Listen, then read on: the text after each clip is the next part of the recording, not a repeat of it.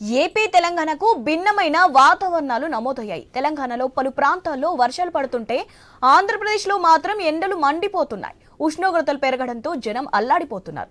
సోమవారం రాష్ట్రంలోని 116 ప్రాంతాల్లో 41 డిగ్రీలకు పైగా ఉష్ణోగ్రతలు నమోదైంది. దీంతో ప్రజలు ఉక్కపోతతో ఉక్కిరిబిక్కిరవుతున్నారు. మరో 2-3 రోజులు ఇదే పరిస్థితి ఉండే అవకాశం ఉంది. రాయలసీమ జిల్లాలో చెదురుమదురుగా పిడుగులతో కూడిన తేలికపాటి నుంచి మోస్తారు వర్షాలు, మిగిలిన జిల్లాలో తేలికపాటి వర్షాలు కురిసే అవకాశం ఉందని ఏపీ విపత్తు నిర్వహణ సంస్థ పేర్కొంది.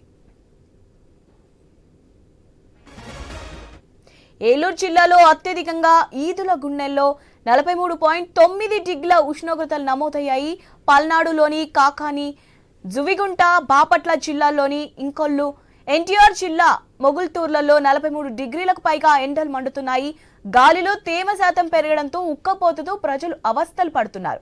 శ్రీకాకుళం జిల్లా నుంచి ఏలూరు వరకు కోస్తా తీరంలో వడగాల్పుల ప్రభావం ఉంటుందని ప్రజలు తగు జాగ్రత్తలు తీసుకోవాలని విపత్తు నిర్వహణ సంస్థ హెచ్చరికలు జారీ చేసింది. రైట్, దీనిపై అప్డేట్స్ తెలుసుకుందాం. మా ప్రతినిధి భార్గవ్ ఫోన్ లో ఉన్నారు. భార్గవ్, అప్డేట్స్ ఏంటి?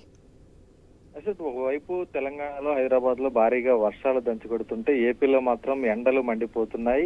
అటు ప్రధానంగా కూడా అటు నిన్నటి నుంచి కూడా అత్యధిక ఉష్ణోగ్రతలు ఈ వేసవి సీజన్ లో నమోదయ్యాయని కూడా చెప్పుకోవచ్చు. ఎందుకంటే అటు అగ్ని కార్తె ఆ కృతిక కార్తె ప్రారంభం కావడంతో ఆ ప్రభావం కోస్తా రాయలసీమలో అయితే తీవ్రంగా పడింది. నిన్న రాష్ట్రంలోనే అత్యధికంగా ఏలూరు జిల్లా ఈదులగూడెంలో 43.09 డిగ్రీల ఉష్ణోగ్రతలు నమోదయ్యాయి. అలాగే కాకాణిలో 43 డిగ్రీలు, బాపట్ల జిల్లా ఇంకొలులో, ప్రకాశం జిల్లా జువ్వికుంటలో, ఎన్టీఆర్ జిల్లా మగులూరులో ఈ అన్ని చోట్ల కూడా 43 డిగ్రీలు దాటి తొలిసారి ఈ సీజన్ లో ఉష్ణోగ్రతలు నమోదైన పరిస్థితి కూడా ఉంది. ఈ విధంగా అటు ఏలూరు నుంచి మొదలుకొని అటు శ్రీకాకుళం వరకు కూడా మరొక 2 రోజుల పాటు కూడా ఈ భారీగా కోస్తా తీరంలో ఎండలు అయితే ఉండే విధంగా కూడా అటు హెచ్చరికలు వాతావరణ శాఖ నుంచి కూడా తెలుస్తున్నాయి.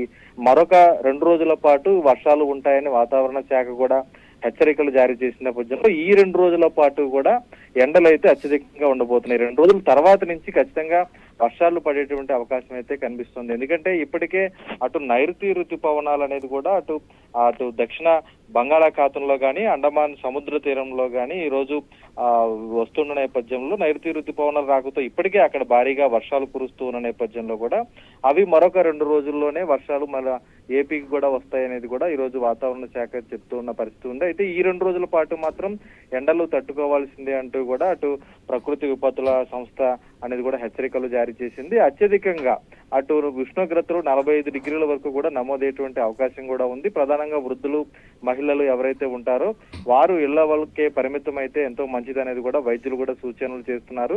అత్యవసర పరిస్థితుల్లో నెట్ట మధ్యాహ్నం పూట బయటికి రావాలి. ఒకవేళ బయటికి వచ్చినప్పటికీ కూడా లేత రంగు దుస్తులు ధరించడం కానీ, లేదంటే ఎండలో తిరగకుండా గొడుగు లేదంటే క్యాప్ వంటివి ధరించడం అనేది చేయాలనేది కూడా వైద్యులు సూచనలు చేస్తున్న పరిస్థితి కూడా ఉంది. ఈ విధంగా అటు ఉభయ గోదావరి జిల్లాలు, శ్రీకాకుళం, విజయనగరం, విశాఖ జిల్లాల్లో అత్యధికంగా ఉష్ణోగ్రతలు నమోదవున్న నేపథ్యంలో మిగిలిన గుంటూరు, బాపట్ల, ప్రకాశం, కృష్ణా జిల్లాల్లో కూడా 43 డిగ్రీల వరకు ఉష్ణోగ్రతలు నమోదయ్యేటువంటి అవకాశం కూడా ఉంది. ఈ రోజు రేపు ఖచ్చితంగా అప్రమత్తంగా ఉండాల్సినటువంటి పరిస్థితులు అయితే ఉన్నాయని చెప్పుకోవచ్చు.